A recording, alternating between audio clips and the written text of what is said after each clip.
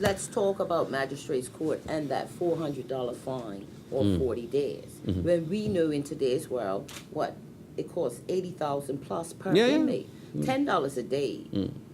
Essentially, taxpayers end up paying for this. Absolutely, guy. yeah, I Does agree. that make sense? No, I don't think that when you put it in those terms, it doesn't make a lot of sense. But then again, you have to look at, where does the bite come into play, and you also have to consider that's a pretty rare case. I mean, where somebody is going to choose to go to jail, and that's, I think, how that transpired, where that person was like, I'll take the 40 days then.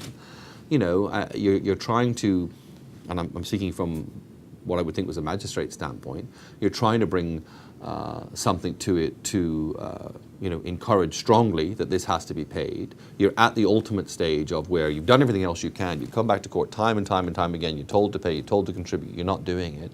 And then you say, right, $400 or 40 days, and the person says, I'll take the 40 days. That's not the courts imposing that on them. You have the option. And the choice, as I understand it in this particular case, was the individual was like, no, I'm going to go and do the jail time. But no, that's not quite the same. But that's not quite the same. That it has happened. It costs the taxpayers more It than $10 does, a and day I find a to- degree of frustration in that. Of course it So does. what can you do about that? Well, on that one, we're going to have to look at that. What are you going to have to do? And on that one, I have to say, at this point, I'm going to have to consider it. We'll look at how it goes in other places, because it doesn't make sense where, for the sake of $400 on a purely economic basis, the taxpayer is going to have to incur the burden of a person going to How court. does it But the go question becomes, what do you do when you reach that ultimate stage Right. of, what I would deem to be almost a contemptuous situation, where a person just says, I'm not paying, Right. and I have no intention of paying. Right. I have no intention of paying. Even though, almost if I've got the money, I'm not going to pay. Right. What do you do? Well, what is your answer? And maybe the answer is to that is, and I'm just saying maybe, an argument would be that the taxpayer has to say, well, unfortunately, it costs money to punish people, to be punitive, and that's a price in this instance that we've got to incur. Okay, let's talk about court-ordered child maintenance payments. We recently highlighted the case of an ex-wife whose ex-husband has $67,000 plus in arrears, was ordered 2 years ago to pay $2,000, and 2 years later he has paid nothing. It's a lot of upset women going through that. What's your views, and are you looking at family court, because it's a mess when it comes to that? Family court and that situation is very much on the radar, but again, it's not a quick fix. It's not a quick fix. That is something that's been going on for a long time. As problems have got worse with the economy, that is a situation that has risen. There are staffing issues, certainly. I think that people are working very hard to do all that they can. We have some serious challenges. And we are trying to, address those things. Again, it's a situation of,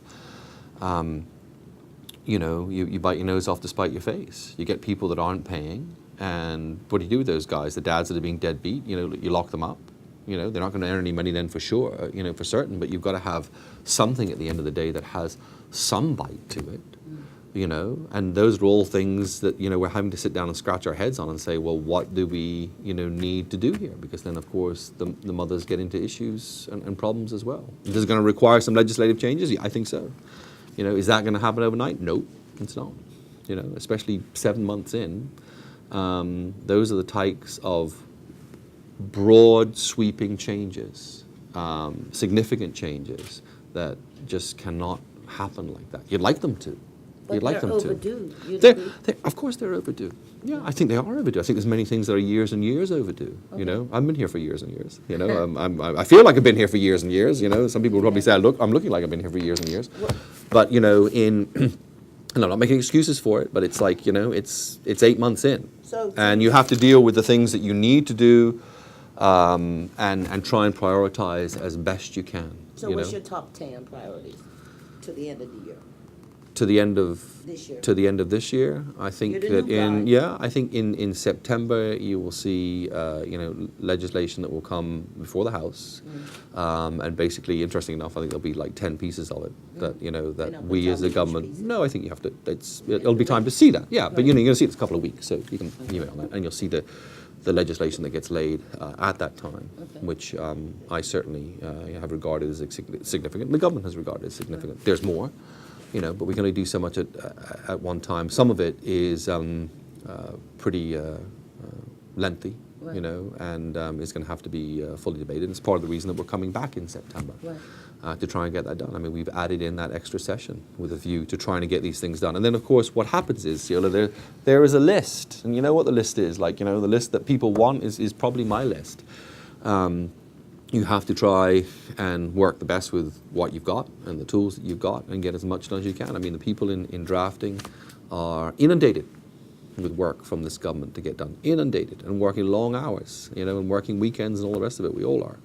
To try and get on top of a legislative agenda that is needed, and address the issues that are needed. And will it reflect the current state of the economy and the plight, and any help to lower-end people in that scheme? Yeah, I think very much so. I mean, one of the things that I'm focused on that you'll see that will arise is very much focused with regard to doing just that. Okay. But to the mother angered by the fact she can't get a dime through our so-called system, where is she on that totem pole? Well, she on the totem pole is there, as an individual of great concern. Mm-hmm. But as I said, we have to do what we can with what we've got, and everybody does. And I want her help like I want all people like that help. Okay. What's the latest on the mental health court? It's progressing. It's progressing. That's the best I can say about it. Yeah. It is progressing. And now, with regard to that, don't forget, we knew it was archaic.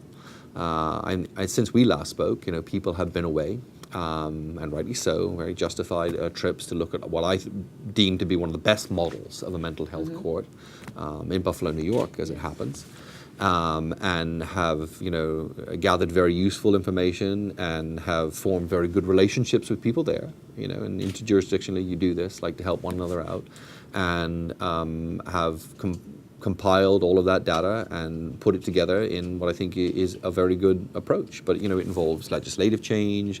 You have to have facilities for these things. You have to have equipment for these things.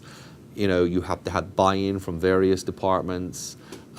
People would be shocked at how much is involved in just, you can look at it and say, we need to change the Mental Health Act because it's archaic. Okay, fully on board. What is then actually involved in that?